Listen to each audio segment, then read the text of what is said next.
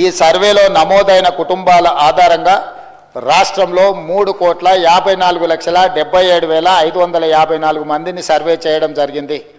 ఈ మొత్తం సామాజిక వర్గాల వారిగా సంఖ్య ఈ క్రింది విధంగా ఉంది అధ్యక్ష. ఎస్సీలో 61,84,319 మంది ఉండగా ఇది మొత్తంలో 17.43% ఉంది. ఎస్టీలో 37,05,929 మంది ఉండగా ఇది మొత్తంలో 10.45% ఉంది అధ్యక్ష.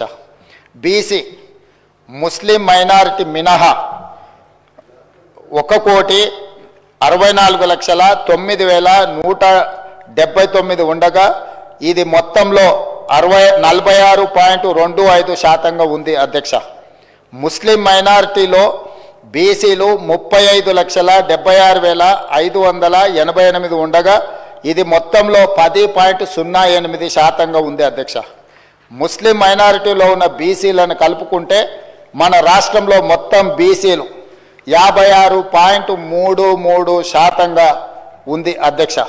రాష్ట్రంలో ఈరోజు ప్రభుత్వం అమలు చేస్తున్న బీసీ రిజర్వేషన్లు ABCDE ఈ అన్ని గ్రూపులలో 56.33% ఈరోజు బీసీ జనాభా ఉన్నదని చెప్పి నివేదిక మనకు తెలుపుతున్నది అధ్యక్ష.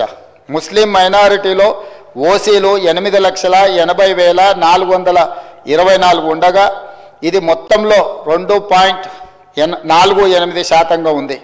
ముస్లిం మైనారిటీలో మొత్తం 44,57,012 మంది ఉండగా ఈ మొత్తంలో 12.56% మైనారిటీ జనాభా ఉంది అధ్యక్ష. ఓసీలు 47,21,115 ముస్లిం మైనారిటీలు మినహా ఉండగా ఇది మొత్తంలో 13.31% ఉంది అధ్యక్ష. ఓసీలో ఉన్న ముస్లిం మైనారిటీలను కలుపుకుంటే మొత్తం ఓసీలు 56,01,539 మంది ఉండగా ఇది మొత్తంలో 15.79% ఉంది అధ్యక్ష. ఈ సర్వే ద్వారా సేకరించిన డేటాను షెడ్యూల్డ్ కులాలు, షెడ్యూల్డ్ తెగలు, వెనుకబడిన తరగతులు మరియు రాష్ట్రంలో ఇతర బలహీన వర్గాల సంక్షేమానికి విధానాలను రూపకల్పన చేయడానికి ప్రభుత్వం ఉపయోగిస్తుంది. ఈ చర్య సమానత వృద్ధి పట్ల ప్రభుత్వ నిబద్ధతను మరియు తెలంగాణ ప్రజల భిన్న అవసరాలను తీర్చే పద్ధతిని ప్రతిబింబిస్తుంది. ఇది డేటా ఆధారిత సమగ్రత మరియు పారదర్శకత ప్రాతిపదిక నడిచే పాలనకు నూతన దశ ప్రారంభాన్ని సూచిస్తుంది అధ్యక్ష.